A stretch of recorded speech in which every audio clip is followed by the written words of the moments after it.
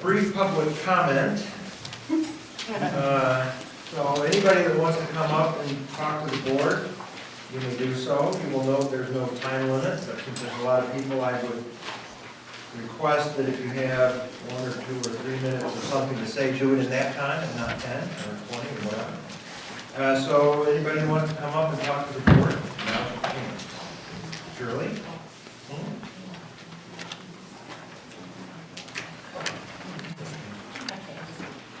My name is Shirley Callio. I live at 6260 Greeley Avenue in Cannon Township. And I'm here to thank you for your work and to comment on the 3 ordinances you have today amended to better protect our citizens from the negative impacts of building in the community, unwholesome substances, outdoor lighting, and accessory structures. Provided my understanding of them is correct, I support them. Is it working? I'm not sure it's on. Not really. I don't think it's on. You can't hear back there? Thank you. Is that better? No. Okay. Do I have control over I whether don't it's know. on? Tap it. Can you hear me? Yes. All right. Get right up to it, maybe. Yeah, just get right up to Is that it. better? That's Yeah. better. All right. See? Okay, I'll try to read around it. Okay. All right, talk loud. Provided my understanding of them is correct, I support them. But as a package, they fall far short of our expectations, more notable for what they do not address than for what they do. As some of you are well aware, and I quote, "Despite the zoning enabling act's prohibition to regulate oil and gas wellbore operations, townships maintain some zoning authority to regulate related oil and gas activities, such as natural gas pipelines, flow lines, gathering lines, treatment or production facilities or compressors, water and chemical mixing stations, emission releases, high truck traffic and transportation issues, land impact, odors, noise, handling, reuse, and disposal of wastewaters, and hazardous solids or liquids. The Township Ordinance Act, which addresses harms and activities rather than land uses, authorizes the adoption of police power ordinances that reasonably relate to the transport, disposal, and transfer, diversion, use, or handling of produced water and chemical mixing for fracking. I understand that drilling in our township in the near term is likely to be vertical, about 2,000 feet into the Traverse Limestone Formation, not the directional high-volume hydraulic fracturing with which we have been most concerned. While, if this is true, and the risk and hardship to our neighborhoods may be less, they are still significant. I am told that while these completions are done with acid under low pressure, they produce a very large amount of water. Produced water, according to a report from the U of M Graham Institute, can bring to the surface high levels of norms, or naturally occurring radioactive materials.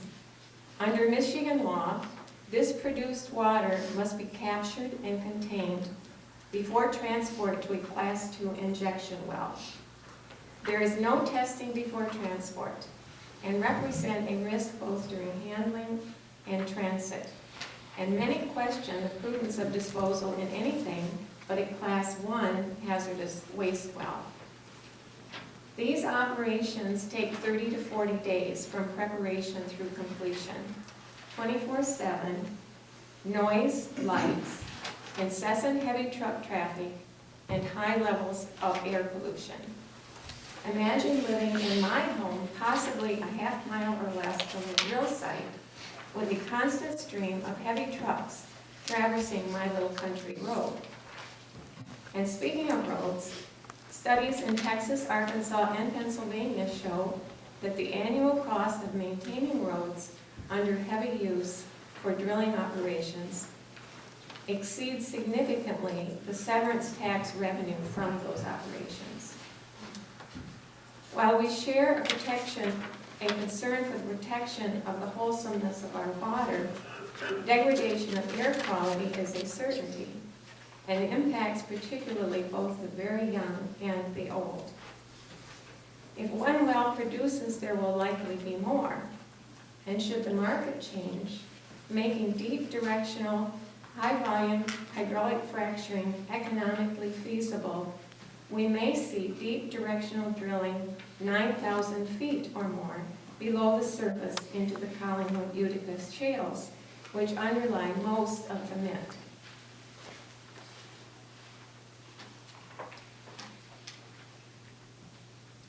But are very deep where we are. The ordinance under consideration tonight are, in my view, but the tip of the iceberg. There is far more to be done. Most of the concerns I've itemized here seem not to be touched by any of them. We who are here tonight trusted you to take the lead, to set an example, and aggressively move to give your citizens, us, the protection we deserve, prepared to risk and fight a court challenge if need be to do that. If you fail us, we in Cannon Township may find ourselves in the first sacrifice zone in Kent County. Thank you. Okay, who's next? I'll go next. I'm Eric Peel, and I live in neighboring Ada Township at 511 Ada. And about a year ago, my state rep, Lisa Postumus-Lyons, held a town hall about fracking, and it was there I learned that Cannonsburg Township had been leased for fracking, and that it straddles Ada Township and Cannon Township about equally, and that the fracking operator will not be able to put their drill rigs on the state land, on the state game area, so they would have to go to private land outside of it. Now, it also came out that it's checkerboarded. It's not real contiguous. There's a bunch of private landowners in the middle, plus one 40-acre property owned by Ada Township. So unless somebody wants a drill rig right next to their house, the logical place to put this drill rig would be in Ada Township property.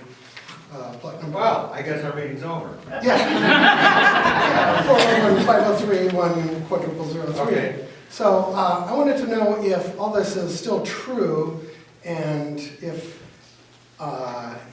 you would then work with Ada Township, or tell me and I'll take it to the Ada Township people. We will work with anybody, anytime, anywhere. And Shirley, just so, we talked before the meeting, just so y'all know, Shirley and I and some of the others sat down. This is just the tip of the iceberg, all right? We have to start someplace though.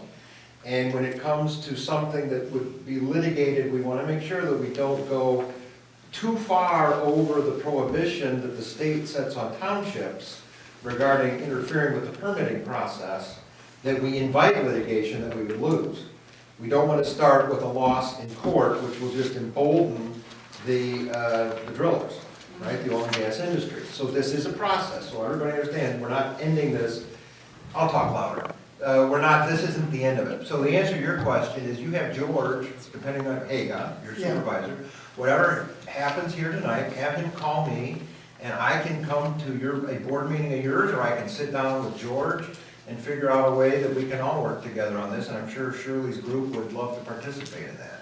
Okay. All right, right, Shirley, am I speaking, are you okay? Mm-hmm. All right, Thank you. you bet. I'll So stay on that.